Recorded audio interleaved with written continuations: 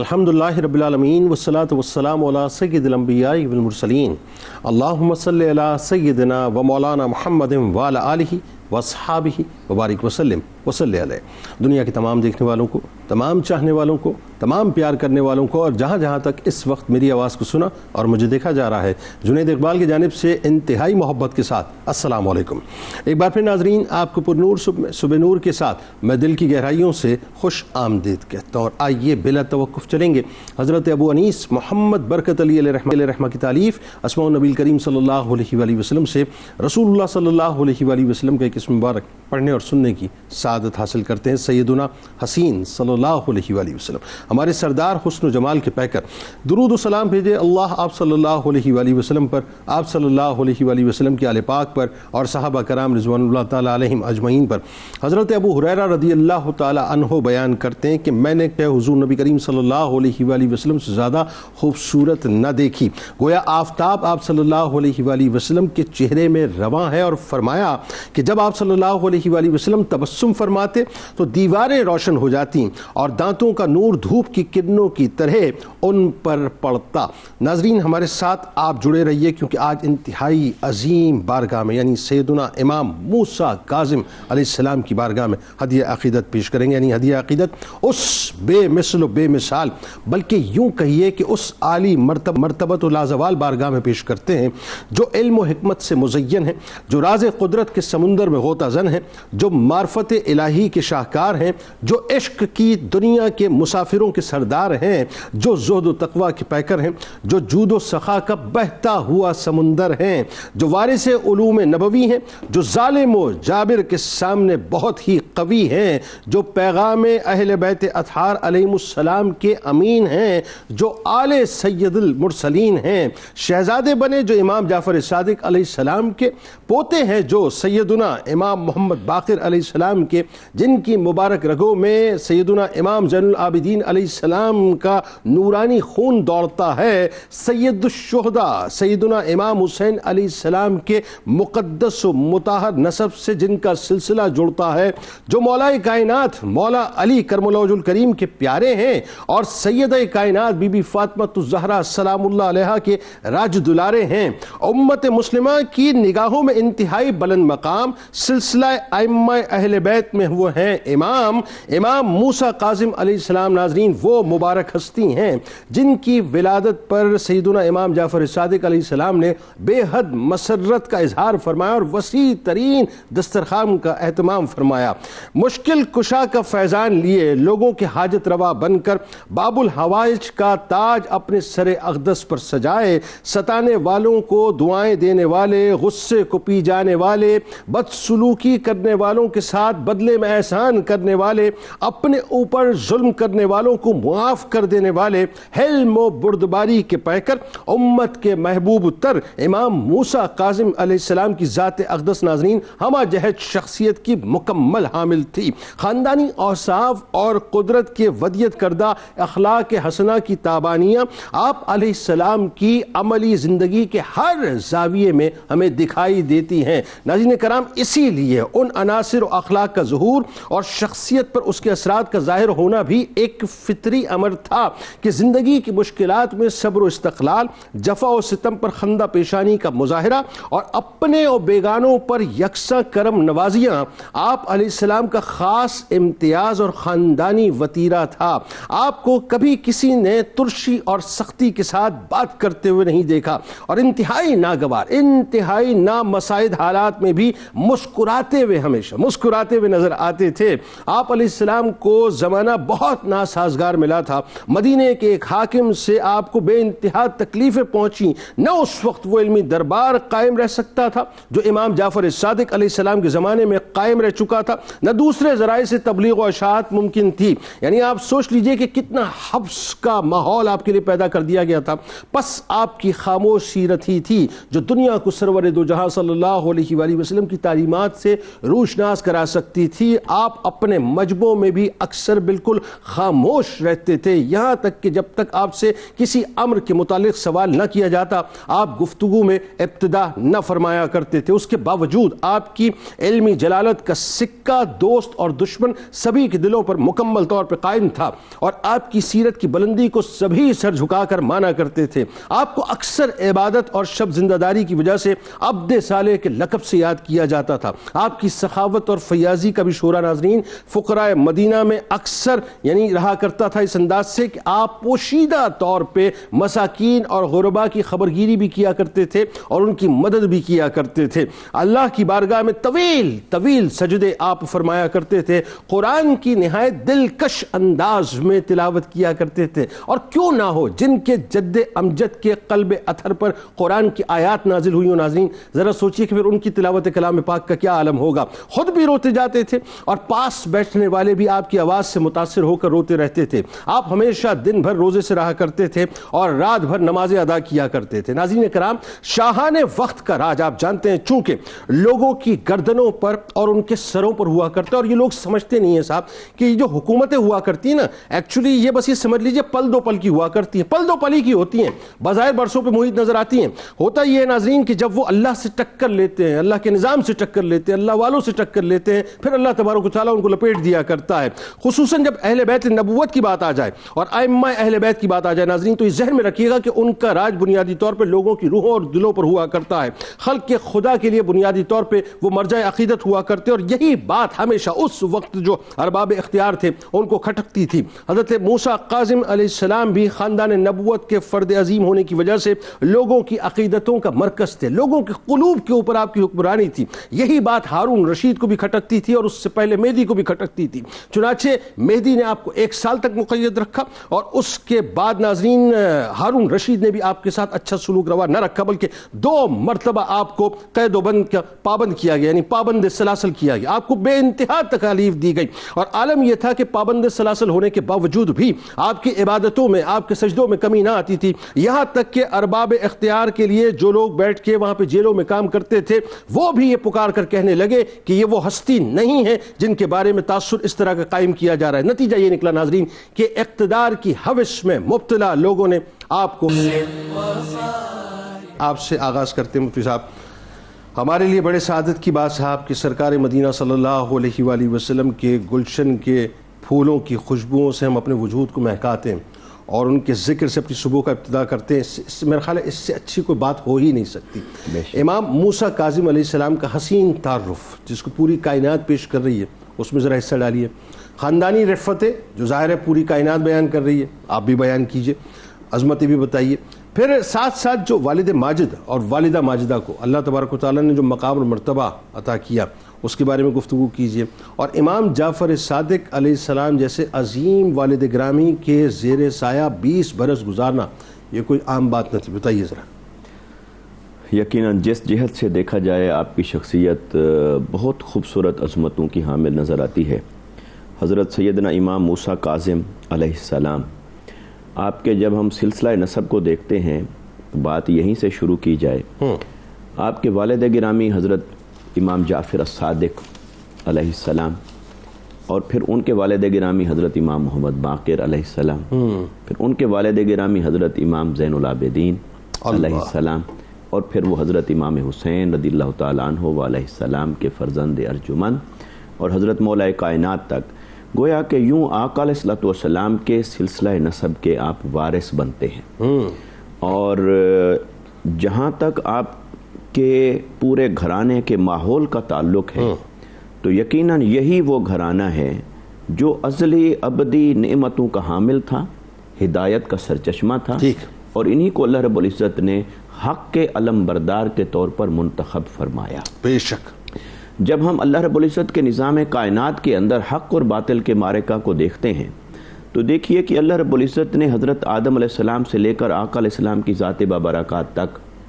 جو کام انبیاء کرام سے لیا، اپنی توحید اور وحدانیت کا علم اٹھانے کا اور حق اور معاشرے کے اندر عدل اور انصاف کو قائم کرنے کا، تو آقا علیہ السلام کی ختم نبوت کے بعد وہی کام جب امت کے سپرد ہوا تو امت میں خلفائے راشدین نے، صحابہ کرام نے، ہر ایک نے اپنے حسب حال اس خدمت کو سر انجام دیا. بے شک. اور آقا علیہ الصلوۃ والسلام کی جو آل ہے اس کو خصوصی طور پر اللہ رب العزت نے منتخب فرمایا قیامت تک اس حق کے پیغام کو پھیلانے کے لیے اور سرچشمہ ہدایت کے طور پر. جیسے قرآن مجید کی سورہ الشورى سورت کا نمبر 42 ہے اور آیت کا نمبر 13 ہے. اس میں اللہ رب العزت نے ارشاد فرمایا اللہ یجتبی الیہ من یشاء ویہدی الیہ من ینیب، کہ اللہ رب العزت نے دو طبقات بیان فرمائے کہ ایک طبقہ وہ ہے کہ جن کو اللہ رب العزت چن لیتا ہے، اور ایک طبقہ وہ ہے کہ جو کوشش کرتا ہے تو پھر اللہ تبارک و تعالی اسے اپنی طرف راہ دکھاتا ہے. کیا اچھی بات، اپنے لیے دروازہ کھول دیتا ہے. کیا اچھی بات. تو کوشش سے پہنچنے والے بھی ہیں اور منتخب کیے جانے والے جو بھی سلیکٹیو ہے، سلیکٹڈ ہیں. تو لہٰذا جب ہم حضرت سیدنا امام موسیٰ کاظم علیہ السلام کی بات کرتے ہیں اور بلکہ آپ کے پورے خانوادے اور ائمہ اہل بیت اطہار کی بات کرتے ہیں تو اس بات میں کوئی دوسری رائے نہیں کہ یہ چنیدہ ہستیاں تھیں. اور حضرت امام سیدنا موسیٰ کاظم علیہ السلام آپ کی ولادت باسعادت کے بارے میں اگرچہ مختلف اقوال ہیں، اور یہی ہمیں اسلامی تاریخ کے اندر جو جتنی نامور اور معتبر شخصیات گزری ان کے بارے میں ولادت کی تاریخ میں بالعموم فرق پایا جاتا ہے. اگرچہ اتنا فرق وصال کی تاریخوں میں نہیں ملتا ہے، ٹھیک ہے، مگر یہ کہ 124 ہجری، 127 ہجری، 128 ہجری، 129 ہجری یہ آئے ہیں. مگر جمہور کی آراء کے مطابق 128 ہجری میں مدینہ منورہ کے اور مکہ کے درمیان ایک جگہ ہے ابوا، وہاں پر آپ کی ولادت باسعادت ہوتی ہے. یعنی دوسری صدی ہجری یہ طے ہے. جی ہاں، دوسری صدی ہجری، اور دوسری صدی ہجری کا بھی اوائل کا دور ہے جس میں آپ کی ولادت باسعادت ہوتی ہے. اور حضرت امام سیدنا موسیٰ کاظم علیہ السلام آپ کو اللہ رب العزت نے جن عظمتوں سے نوازا ان عظمتوں کے بعد پھر آپ کو عظیمتوں سے گزارا، یعنی مشکلات سے گزارا. اور یہ اللہ رب العزت کے رازوں میں سے ایک راز ہے کہ وہ جس سے محبت فرماتا ہے اس کے لیے تکلیفیں بھی اسی قدر زیادہ رکھتا ہے. جس کو جتنا قرب حاصل ہے اس کے لیے اتنی ہی تکلیف. گویا وہ دکھانا چاہتا ہے دنیا کو کہ دیکھ لو جسے میں نے منتخب کیا ہے ایسے نہیں منتخب کیا، اسے جہاں سے چاہے آزما لو، یہ میری محبت کے ہر پیمانے پر پورا اترنے والا. یعنی یہ پھولوں کی سیج پہ بھی شکر گزار ہے اور کانٹوں کے راستے پہ بھی شکر گزار ہے. جی ہاں، ایسے ہی. یعنی ہر اعتبار سے ہر حال میں اللہ کی معرفت کے پیکر ہیں اور صبر پر قائم رہنے والے، حق پر قائم رہنے والے. پھر آپ جس گھرانے کے اندر آنکھ مبارک کھولتے ہیں، آپ کی ولادت باسعادت کے بعد کم و بیش 20 سال آپ کے گزرتے ہیں اپنے والد ماجد کی صحبت میں، تربیت میں. اور یہی تو ایک سنہری زمانہ ہوتا ہے. اللہ، جو کچھ حاصل ہونا ہوتا ہے اس کا سنہری زمانہ یہی ہوتا ہے. اور آپ نے حضرت امام جعفر الصادق علیہ السلام آپ سے وہ فیض پایا، تربیت پائی. اس لیے آپ کے اساتذہ کرام کے اندر اور آپ کو زیادہ نام نظر نہیں آتے، 2 یا 3 نمایاں نام نظر آتے ہیں، مگر سب سے زیادہ آپ نے اکتساب فیض کیا اپنے والد سے. پھر آپ کی والدہ نہایت نیک اور پارسا خاتون، شب بیدار، عبادت گزار اور روزے کے ساتھ محبت کرنے والی، قیام کے ساتھ محبت کرنے والی، تلاوت قرآن کے ساتھ محبت کرنے والی. اور پھر جب ہم آپ کی اس تربیت کے بعد آپ کے لقب القاب کی طرف آتے ہیں تو اگرچہ آپ کے القابات بہت ہیں چونکہ شخصیت کے پہلو بے شمار تھے، مگر القاظم یہ آپ کے نام ہی کا حصہ ہو گیا. تو سیدنا امام موسیٰ القاظم یہ نام ہی کا حصہ ہو گیا، مگر بنیادی طور پر وہ لقب ہے. تو آپ کی شخصیت کو جس جہت سے دیکھا جائے اللہ رب العزت نے آپ کو اتنی عظمتیں، امتیازات و فضائل سے نوازا ہے کہ جو آپ ہی کا خاصہ ہے. یقیناً آپ کا ذکر خیر ہمارے لیے بہت بڑی سعادت کی بات ہے. بلکہ آپ نے القابات کا ذکر کیا، میں چاہوں گا کہ جب میں اگلے اسپیل میں آپ کے پاس آؤں تو ڈیٹیل ذرا القابات پہ آپ سے گفتگو کرواؤں. لیکن اس سے قبل ذرا یہ بتائیے، امام موسیٰ کاظم علیہ السلام جہاں 20 برس آپ کے اپنے والد گرامی کے سائے میں گزرے، اور یہ 20 برس وہ ہوتے ہیں کہ آج سائنٹیفکلی بھی یہ بات پروون ہے کہ 19 برس جو ہے بنیادی طور پہ اولاد کی کھیتی وہ ہوتی ہے جو اپنی بنیادوں میں مستحکم ہو جاتی ہے. پھر 19 برس کے بعد جس جگہ پہ ابھی آپ نے اس کو سٹینڈ کر دیا، پھر آپ پوری عمر جو ہے وہ انشاءاللہ اس کے لیے مطمئن رہی ہے کہ وہ کھیتی جو ہے اپنی جگہ صحیح ڈائمنشن میں رہے گی۔ 20 برس میسر آنا بہت بڑا مطلب ایک سمجھ لیجیے اسپیل ہے، لیکن وہی بات ہے کہ بچپن میں چونکہ آپ بھی اب آگے اگلے وقتوں میں امام بننے والے ہیں، تو بچپن کے حسین واقعات کیسے آپ کے ساتھ نہ ہوتے، اور وہ رمق وہ چمک جو ہے وہ امام جعفر صادق علیہ السلام جو ہے وہ دیکھ رہے تھے اپنی نگاہوں سے، تو ذرا وہ بھی بتائیے وہ جو آثار نمایاں خاص طور پہ ہو رہے تھے۔ پھر شہادت سے پہلے امام جعفر صادق علیہ السلام نے خاص طور پہ ایک بہت ہی یوں کہہ لیجیے کہ اپنا حکیمانہ وصیت فرمائی تھی، اور آپ نے بھانپ لیا تھا کہ آگے جا کے جو عباسی خلفاء ہیں ان کا مزاج کیا ہوگا، اس کے بارے میں بتائیے، اور جو بادشاہ منصور دوانکی تھا اس کے شر سے کس انداز سے آپ کی ان وصیتوں نے محفوظ رکھا؟ بسم اللہ الرحمن الرحیم۔ سب سے پہلے تو ہم سب کے لیے یہ سعادت ہے کہ آج نبی رحمت صلی اللہ علیہ وآلہ وسلم کے مبارک خانوادے کے ایک عظیم چشم و چراغ کا ہم تذکرہ کر کے اپنے لیے توشہ آخرت کر رہے ہیں۔ سیدی اعلیٰ حضرت نے ہر مقام پر اس مبارک خون کے فیض اور برکت کو گویا کہ اپنے ماننے والوں کے سینوں میں انڈیلا ہے۔ کیا بات، اور کیا خوبصورت اشعار کہے کہ پارہائے صحف غنچہائے قدس اہل بیت نبوت پہ لاکھوں سلام۔ اور انہی میں سے ایک عظیم چشم و چراغ حضرت سیدنا و مرشدنا امام موسیٰ کاظم رضی اللہ تعالی عنہ کی ذات والا صفات ہے۔ بلا شبہ 20 سال کا عرصہ اپنے والد بزرگوار امام جعفر الصادق رضی اللہ تعالی عنہ کی بارگاہ میں گزارنے والے 20 سال، 2 سال اگر امام اعظم گزاریں تو وہ کہیں لولا السنتان لہلک النعمان، اگر مجھے جعفر صادق کی صحبت کے اگر 2 سال میسر نہ آتے تو نعمان ہلاک ہو جاتا۔ امام اعظم کی آج فقاہت کا ڈنکا ہے، اور اس میں سارا کا سارا فیضان ان 2 سالوں کا نظر آ رہا ہے۔ تو اندازہ لگائیے کہ امام موسیٰ کاظم نے 2 سال نہیں، 4 سال نہیں، 6 سال نہیں، 20 سال کا عرصہ اپنے والد کی صحبت میں، اپنے والد کی شاگردی میں اور اپنے والد کے سائے میں گزارے، اور انہوں نے حقائق و معرفت کی کیا کیا انوار و تجلیات اپنے شہزادے کو عطا کیے ہوں گے، وہ امام موسیٰ کاظم کی شخصیت کے سامنے بہت واضح طور پر ہمیں اچھی مثال دے کے آپ نے واضح کیا۔ اچھا، یہاں چونکہ بچپن کے احوال اور کیفیات پر ہم بات اس لیے بھی کر رہے ہیں کہ چونکہ یہ خون ہی اتنا بابرکت ہے کہ ان کا بچپن بھی اتنا نفیس، اتنا سچا اور سچا ہوتا ہے کہ بڑے بڑے اکابر اور بڑے بڑے اسلاف کا جو بڑھاپا ہے وہ ان کے بچپن کا مقابلہ کرتے ہوئے نظر آتا ہے۔ اور پھر امام موسیٰ کاظم کو جو ذمہ داریاں دی جانی ہیں ان کا اثر بھی آپ کے بچپن ہی سے نمایاں۔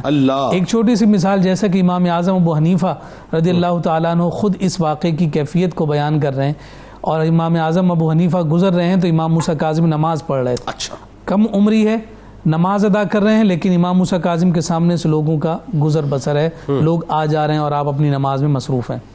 امام اعظم ابو حنیفہ امام جعفر صادق کے پاس تشریف لے گئے، حاضر ہوئے اور آ کر عرض کرنے لگے کہ آپ کے شہزادے نماز پڑھ رہے ہیں، اور نماز کی کیفیت یہ ہے کہ لوگوں کا آمنے سامنے سے گزرنا ہے۔ امام جعفر صادق نے حضرت امام موسیٰ کاظم کو بلایا، دریافت کیا کہ ابو حنیفہ یہ کہتے ہیں، نعمان بن ثابت آپ کے بارے میں یہ کہہ رہے ہیں، تو آپ نے جو جواب دیا اور کم عمری میں جو جواب دیا اس سے آپ کی جو عبادت و ریاضت کی جو کیفیت ہے اس کا اظہار ہوتا ہے۔ آپ نے کہا کہ ابا جان کیا ہوا کہ لوگ میرے سے سامنے سے گزر رہے ہیں، وہ میرے اور میرے رب کے درمیان تو حائل نہ ہو سکے، میں تو اس رب کی عبادت کر رہا ہوں جو ہے اقرب الیہ من حبل الورید، جو میری شاہرگ سے بھی زیادہ قریب ہے، میں اس رب کی عبادت میں ہوں، مجھے اس سے کوئی غرض نہیں کہ میرے سامنے سے کون گزر رہا ہے، وہ ہمارے درمیان حائل نہیں۔ جس پر امام موسیٰ کاظم رضی اللہ تعالیٰ عنہ کو امام جعفر صادق نے سینے سے لگایا اور فرمایا کہ میرے رب نے میرے شہزادے کو اسرار شریعت عطا کر دی۔ یہ بچپنی کی کیفیت ہے، اور یہ آپ کی جوانی کے اثرات کو واضح اور نمایاں ابھی سے کر۔ اچھا، یہاں ایک جملہ ضرور، چونکہ فقہی مسئلہ بھی ساتھ ساتھ آ گیا تو وضاحت بھی ہو جائے کہ ویسے مطلب کسی کو جو ہے نمازی کے آگے سے نہیں گزرنا چاہیے۔ جی بالکل نہیں گزرنا چاہیے، اور وہ اسی سبب سے ہے، جملہ اسباب میں سے ایک سبب یہ ہے کہ جو نماز پڑھ رہا ہے اس کی نماز میں خلل واقع ہوتا ہے، اسی بنیاد پر ادب کا تقاضا یہ ہے۔ بالکل بتائیے۔ اچھا، دوسرا پھر آپ دیکھیے کہ وہ جو امامت کے آثار بچپن ہی سے نظر آ رہے ہیں، اور امام جعفر صادق رضی اللہ تعالیٰ عنہ کی نظر میں بھی اپنے تمام شہزادگان میں سے انہی شہزادوں پر خاص نظر ہے۔ صفوان جمال نامی شخص ایک امام جعفر صادق کی بارگاہ میں حاضر ہوا اور آ کر کہنے لگا کہ آپ بتائیے کہ آپ کا جانشین کون ہوگا۔ آپ نے کہا ذرا تھوڑی دیر بیٹھ جاؤ، تمہیں ابھی ہم بتا دیتے ہیں کہ کون ہے ہمارا جانشین۔ اسی اسنا میں امام جعفر صادق کے اس کاشانہ اقدس سے آپ کے شہزادے امام موسیٰ کاظم نکلے ہیں۔ عمر مختصر ہے، آپ کے ہاتھ میں رسی ہے، اور وہ رسی ایک بکری کے بچے کے گلے میں ہے اور آپ اس بکری کے بچے کو اپنے ساتھ لے کر گھر سے باہر نکلے ہیں اور پھر اس سے اشارے کی زبان میں کہہ رہے ہیں کہ رب کی بارگاہ میں سجدہ کرو، وہ بکری کا بچہ رب کو سجدہ کر رہا اللہ. یہ جب کیفیت امام جعفر صادق رضی اللہ تعالیٰ عنہ دیکھ رہے ہیں تو آپ نے صفوان جمال کی جانب اشارہ کیا اور کہا کہ بھئی دیکھ لو یہی ہیں ہمارے جانشین کہ جو اپنے ساتھ جانور بھی وہ رکھتے ہیں جو رب کی عبادت اور ریاضت کی حقیقت کو جاننے والے، جبکہ بڑے بھائی موجود ہیں، بڑے بھائی موجود ہیں. اچھا، پھر اس کے بعد یہ جو کیفیت آپ نے ذکر کی امام جعفر صادق کی اس وصیت کے اعتبار سے، چونکہ ظاہر سی بات ہے کہ فہم و فراست میں وہ بے مثل اور بے مثال ہیں، اپنے شہزادگان کو اس سیاست کی آلودگی سے محفوظ بھی رکھنا ہے اور ان شیاطین کے شرور سے محفوظ بھی رکھنا ہے. آپ جاتے ہوئے یہ وصیت کر رہے ہیں اور اخلاقی طور پر جو خاندان اور جو افراد حاکم ہیں ان پر بوجھ ڈالتے ہوئے آپ نے اپنے بعد اپنے گھر کی ذمہ داری 5 افراد پر ڈالی اور اس میں سب سے پہلا جو نام رکھا وہ منصور کا ہی رکھا، منصور دوان کی کا پھر اس رکھا. کے بعد دوسرا نام جو ہے وہ حاکم مدینہ کا رکھا، تیسرا نام جو ہے وہ حضرت امام موسیٰ کاظم کے جو بڑے بھائی ہیں عبداللہ افتح ان کا رکھا، پھر امام موسیٰ کاظم کا اور پھر ان کی اہلیہ کا، یعنی اپنی اہلیہ کا اور ان کی والدہ محترمہ کا رکھا. جب یہ آپ کا وصال ہو گیا، وصال کے بعد جب اس نے یہ چاہا کہ اگر امام جعفر صادق کسی کو اپنا وصی بنا کر گئے ہیں، بجائے اس کے کہ وہ کچھ وقت اسے ملے اور وہ اپنے پاؤں جمائے، میں اس کو بھی شہید کر اس کو وہیں روکوں، اور حکم دیا حاکم مدینہ کو جا کر جسے وصی بنایا ہے اسے جا کر قتل کر دو. اس نے واپس جواب میں کہا کہ 5 لوگوں کو بنایا ہے، پہلا نام آپ ہی کا، پہلا نام آپ ہی کا ہے. یعنی اب یہ امام جعفر صادق علیہ السلام کی شہادت سے پہلے ہی انہوں نے یہ وصیت پہلے کر ہی دی آپ نے یہ وصیت کر کے آپ کو معلوم ہے کہ میرے بعد انہوں نے میرے خاندان پر مظالم لانے ہیں، آپ نے اخلاقی طور پر انہی پر بوجھ ڈال کے اپنے خاندان کو محفوظ رکھنے کیا وسیع النظری اور کیا بالغ النظری. اور ظاہر ہے یہ تو وہ علم ہے جو پردے کے اس پار کا ہے جو اللہ تبارک و تعالیٰ نے آپ کو عطا کیا ہے. اب ذرا علامہ صاحب یہ بتلائیے، امام موسیٰ کاظم علیہ السلام جو ہیں وہ وقت کے شیوخ سے استفادہ کرتے ہیں، وقت کے بڑے بڑے اکابر اساتذہ سے استفادہ کرتے ہیں، اور آپ علیہ السلام کو پھر اللہ تبارک و تعالیٰ نے ظاہر ہے جو علم لدنی سے تو مالا مال کیا ہی تھا، لیکن وہ جو ظاہری علوم سے مطلب خاص طور پہ یوں کہیے کہ اپنا فیضیاب ہونا تھا، وہ بھی ساتھ ساتھ سلسلہ آپ نے جاری رکھا. اور پھر ایک اور بات جو بڑی اہم ہے جو کہ آپ کی شخصیت کا وصف ہے، میں چاہتا ہوں اس پہ ضرور بات کیجئے. آپ کا صبر اور آپ کا حلم، یعنی ایک تو صبر کی کیفیت بھی اپنے عروج پہ نظر آتی ہے اور برداشت کی کیفیت بھی اپنے عروج پہ نظر آتی ہے. بتائیے ذرا. بسم اللہ الرحمن الرحیم والحمد للہ والصلاة والسلام علی رسول اللہ. شان حلمن کان حلمن جان سلمن السلام موسیٰ کاظم جہاں ناظم مرا امداد کن. حضرت سیدنا امام موسیٰ کاظم رضی اللہ تعالی عنہ منبع جود و علم ہے، اور آپ کا یہ منبع جود و علم ہونا اس کی وجہ یہ ہے کہ جن نفوس قدسیہ کی تربیت میں، جن کی آگوش میں آپ نے تربیت پائی، وہ اپنے دور میں درجہ کمال کو پہنچے ہوئے. ان میں سب سے پہلا نام جس شخصیت کا آتا ہے وہ آپ کے والد ماجد حضرت سیدنا امام جعفر الصادق رضی اللہ تعالی عنہ ہیں. امام جعفر الصادق رضی اللہ تعالی عنہ وہ شخصیت ہیں کہ جن کو دیکھا جائے تو ان کے والد ماجد حضرت سیدنا امام باقر رضی اللہ تعالی عنہ حسینی اور آپ کی والدہ ام فرما رضی اللہ تعالی عنہ صدیقی. گویا کہ حضرت امام جعفر صادق رضی اللہ تعالی عنہ وہ شخصیت ہیں کہ آپ کے ذات میں صدیقی فیضان بھی جاری ہے اور حسینی فیضان بھی جاری ہے. گویا کہ آپ مجمع البحرین ہیں کہ دونوں شخصیات کے فیضان آپ کی ذات میں جاری، اور جب اس ذات سے جاری فیضان حضرت سیدنا امام موسیٰ کاظم رضی اللہ تعالی عنہ کی شخصیت میں آتے ہیں تو آپ بھی اوج ثریا پر پہنچتے ہیں اپنے علم کے اعتبار سے. چنانچہ آپ دیکھتے ہیں جیسے قبلہ نے ذکر بھی فرمایا کہ بچپن میں ہی آپ کا عالم یہ تھا کہ اسرار و رموز کی باتیں بیان فرماتے، معرفت الہی کے وہ دریا بہاتے کہ لوگوں کی عقلیں حیران اور دنگ رہ جاتی. چنانچہ اسی واقعے کو اگر ہم آگے ذکر کرتے ہیں صفوان جمال کے، تو آپ سے جو ہے وہ سوال کیا گیا کہ بیٹے اس بکری کو جو ہے وہ آپ ذبح کر دیں. اس کا ذکر حضرت نے ذکر کیا کہ اس بکری کو ذکر کر دیں، یہ اس کی ایکسٹینشن ہے، اس واقعے کی ایکسٹینشن ہے. تو آپ نے یہ جواب ارشاد فرمایا کہ زندگی اور موت دینا تو یہ اللہ کے اختیار میں ہے. بلکہ شاید یہ جملہ تھا کہ اسے مار دیں، مطلب اس طرح سے کچھ اسے مار دیں، اس کو مار دیں. تو آپ نے جواب ارشاد فرمایا، یعنی جو معرفت الہی آپ اس شخص میں دینا چاہ رہے تھے، اس کو اس سے آشناس کرانا چاہ رہے تھے، وہ یہ تھا کہ بھائی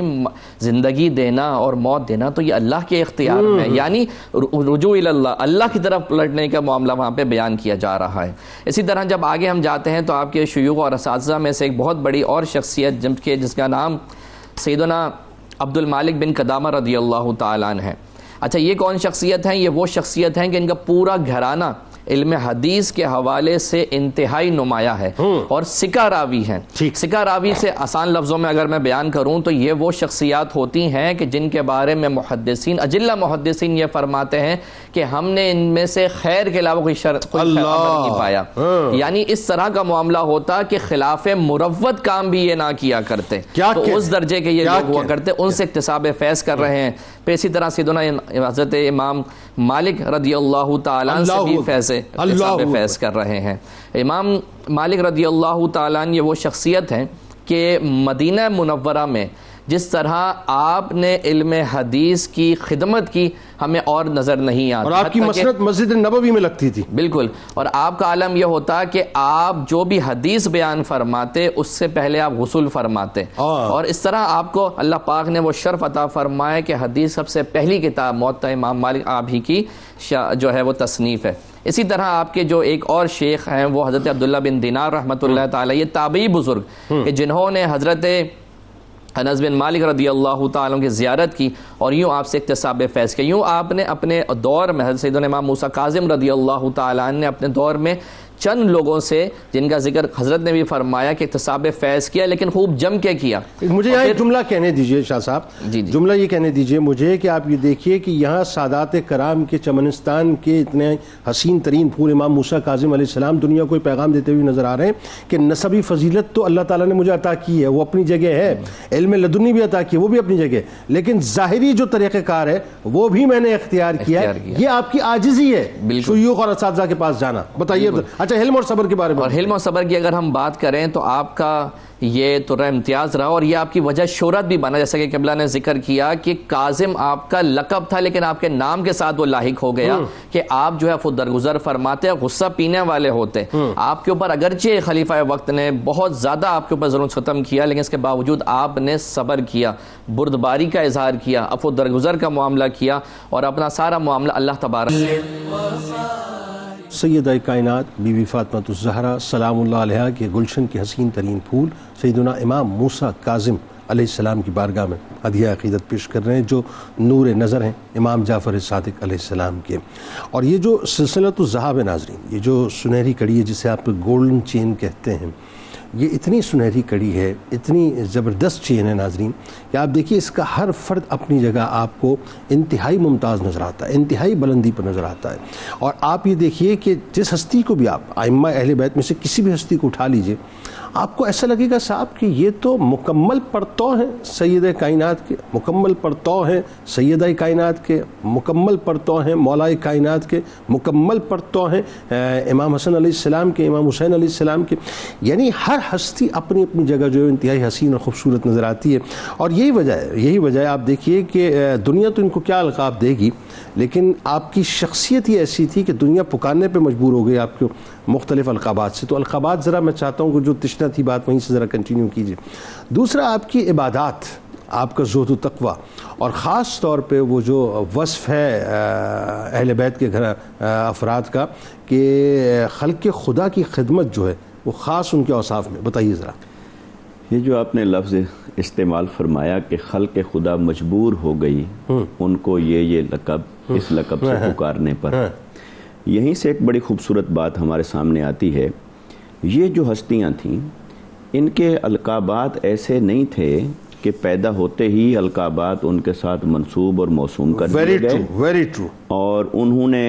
فائدہ اٹھایا ہو محض اپنے نسب کا یا اپنے آبا و اجداد کا یا اپنے گھرانے کا، بلکہ ان کے جو شخصی فضائل تھے جب ہم اسے دیکھتے ہیں تو ہر خصلت کے اعتبار سے، عادت مبارکہ کے اعتبار سے، اعمال اور اخلاق کے اعتبار سے، ظاہر اور باطن کے اعتبار سے وہ اپنے نقطہ کمال پر نظر آتے ہیں، نقطہ عروج پر نظر آتے ہیں۔ گویا کہ وہی خوشبو جب پھیلتی ہے تو دنیا انہیں کئی القابات سے پکارنے لگ جاتی ہے، یا یوں سمجھیے کہ جس کی آنکھ کو جو حسن نظر آیا یا جس تک وہ خوشبو پہنچی وہ اسی کی مہک کے اندر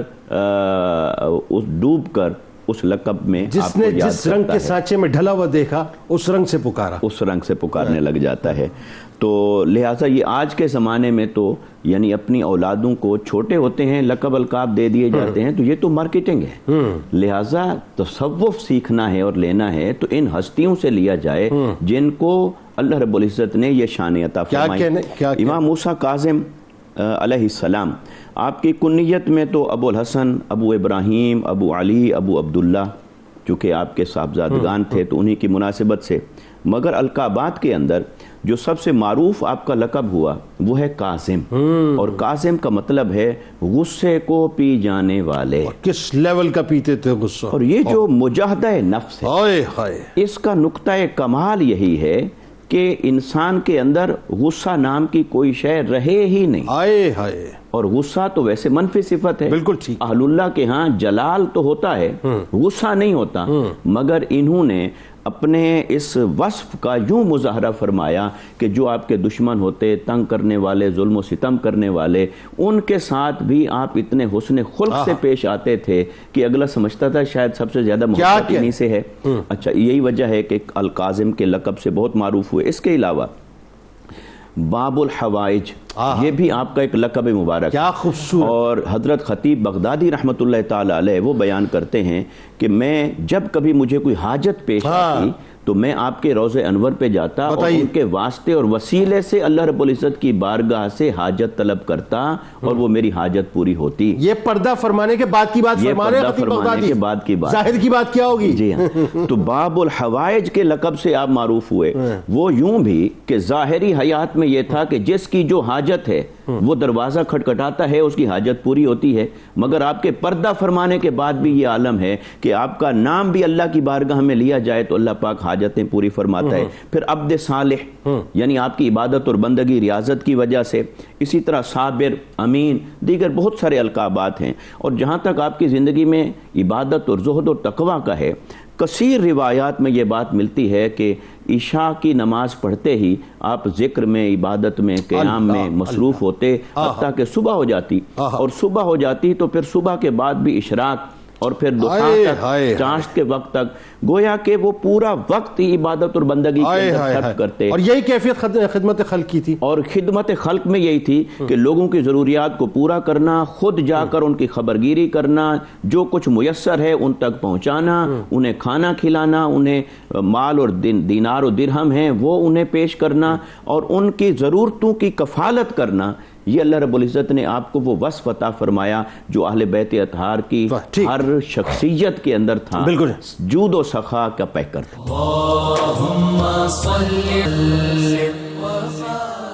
آپ کو جناب لیے چلتے ہیں کتاب الشفا کی جانب۔ آنکھ کے درد کا روحانی علاج آپ کو بتلاتے ہیں۔ 41 بار سورہ فاتحہ پڑھ کر پانی پہ دم کر کے 7 قطرے آنکھوں میں ڈالیں، انشاءاللہ آنکھ کا درد ختم ہو جائے گا۔ سیدنا امام موسیٰ کاظم علیہ السلام کا کمال قول مبارک ہے کہ جیسے زراعت نرم زمین میں ہوتی ہے نہ کہ سخت زمین میں، اسی طرح سے علم و حکمت متواضع انسان کے دل میں پروان چڑھتے ہیں نہ کہ متکبر اور جبار کے دل میں۔ وہ عہد صالح و عزت مآب شہزادہ،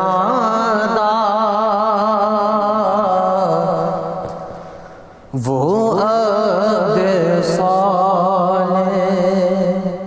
وہ عہد صالح و عزت مآب شہزادہ،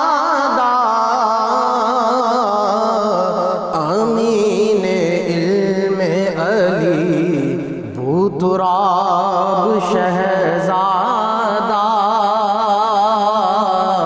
امین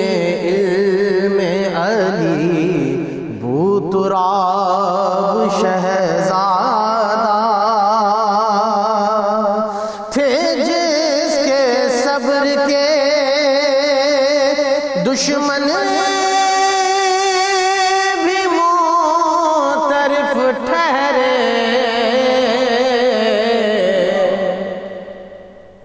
تھے جس کے صبر کے دشمن بھی معترف ٹھہرے عظیمتوں کی وہ روشن کتاب شہزادہ عظیمتوں کی وہ روشن کتاب شہزادہ معاف کرنا تو فطرت میں اس کی شامل ہے معاف کرنا تو فطرت میں اس کی شامل ہے حسب نسب میں بھی ہے لاجواب شہزادہ حسب نسب میں بھی ہے لاجواب شہزادہ وہی ہے باب حوائج وہ مولا ساجد کا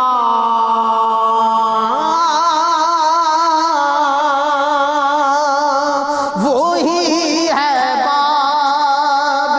حوائج وہ مولا ساجد کا کرم کے کھولتا سب پر ہے باب شہزادہ وہی ہے باب حوائج وہ مولا ساجد کا کرم کے کھولتا سب پر ہے باب شہزادہ کرم کے کھولتا سب پر ہے باب شہزادہ وہ عبد